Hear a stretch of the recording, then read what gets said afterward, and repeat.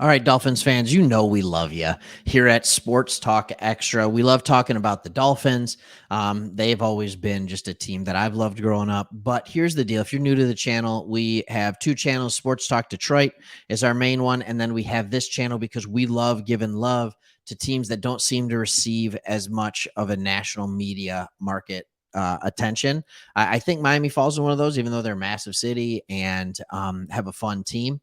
But if they fade, they fade. And so here's the deal. We've got the Dolphins, a stud that I don't think enough people are talking about. And here's an article, and that man is none other than safety Jaylen Waddle.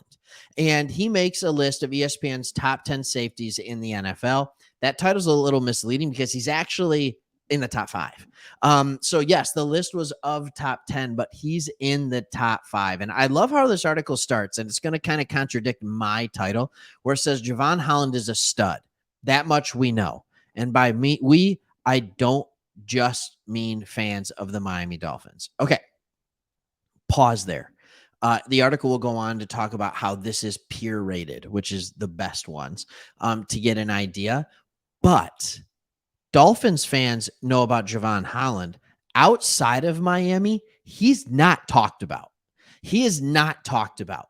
Here's who I hear about when I hear people talking about the Miami Dolphins on SportsCenter, when I hear them talking about the Miami Dolphins on the NFL Network, when I hear people that aren't tight in Miami circles, I hear them talking about, you know who it is. They're talking about Jaylen Waddle. They're talking about the year 2 jump of Jaylen Waddle in yards per target and yards per catch and all of that kind of stuff. They're talking about Tyreek Hill. They're talking about how he is just the best receiver in the league, how he is a game changer, and how he completely changes things. They're talking about Tua and his ability to stay healthy. They're talking about, on the defensive end, they're talking about Ramsey. Of course you're talking about Ramsey. You're talking about Baker. You're talking about Christian Wilkins and Chubb before, and even Xavier Howard on how is he going to continue to fall off? Is he going to be healthy? What's he going to look like if he's healthy, even at an older age? You're talking about all these people. Heck, I'm going to give you something more. You're talking about Dalvin Cook. People are talking more about Dalvin Cook when it comes to the Miami Dolphins than they are about Jaylen Waddle. Why? The question has to be why. And the answer, I think, is pretty simple. Year 2, he fell off a little bit. There was a rash of injuries in the secondary. He did not have the supporting cast around him that he needed to have to be successful. Sometimes it's a sophomore slump, but his numbers were not nearly as good across the board. Across the board. The only thing that was the same was he had 2 interceptions both years. All right. He did not play that great last year. There's more talent around him this year. You have an offense that's better this year.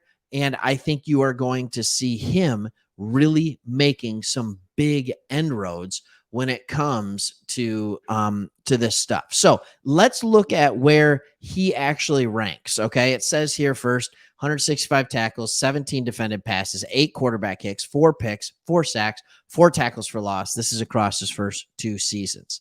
Now, he had a stellar rookie season. The Dolphins should be healthier is what it says. Here's the list of safeties. Minkah Fitzpatrick. Dolphins fans, you know who that is? Do you know that guy? Yeah, he's pretty good. He was good for you. You still got pretty good value for that trade because you ended up with Jaylen Waddle, so it's okay. You have Derwin James. You have Justin Simmons. You have Budda Baker, and then Jesse Bates. I would say around the league, when you are talking about the big safeties, when you're outside of the Miami bubble, the big names that everybody is like, yeah, those dudes are awesome are CJ Gardner-Johnson of the Lions, but he earned that with the Eagles. Jesse Bates of the Falcons, but he earned that with the Bengals.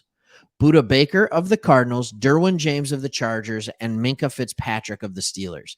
And Jaylen Waddle is rated ahead of 2 of those players. And he is absolutely, when you have a unanimous, or at least voted by, not unanimous, but voted by a top 5 player at a position, he should be getting some serious praise. But the safety position's weird. The safety position's weird. It's like we're not going to talk about it. We'd rather talk about that amazing shutdown corner. If you're going to be known as a safety, you got to go out, you got to get 6, 7 picks. Like you need to do some ridiculous things. You need to be someone who is laying people out. You either need to be this great run stopping safety or you need to be this ball hawking safety. And Javon Holland is just a solid safety. He has good range. He has good skills in the running game. Like he can do things well.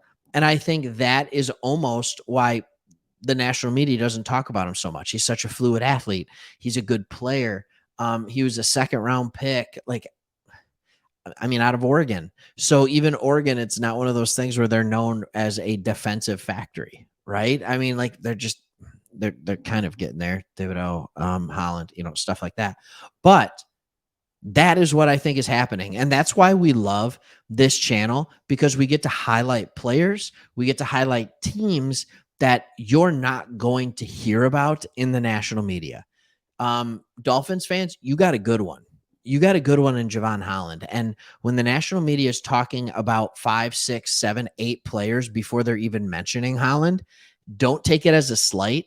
Take it as, holy crap, this is an extremely talented football team if he's coming in at like number 4, like, or number 9 or number 10 on the team. This is a really talented football team. I would expect a bounce back year from him this year that are similar to his first year. So when you talk about like stats and what he did each year, let's just look at the PFF numbers. Like them how you want, right? Do whatever you want. As a rookie, in almost 900 snaps, he had an overall defensive grade of 84.7. Second year, 65.5. Run defense, he had an overall grade of 77. Year 2, 65. Tackling as a rookie, 80. Second year, 64.5.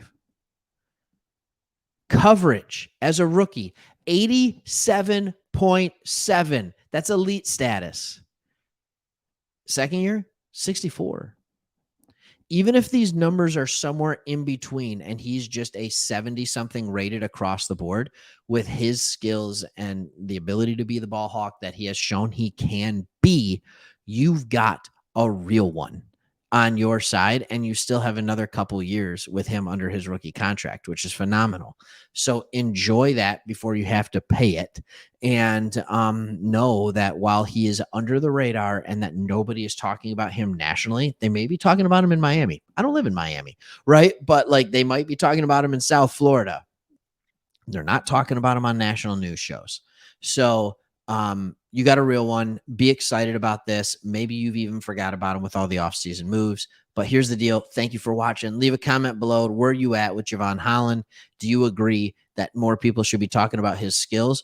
Or does he have to prove it another year before we start talking about his skills? Let us know. Thanks for watching, and we will see you on the next one.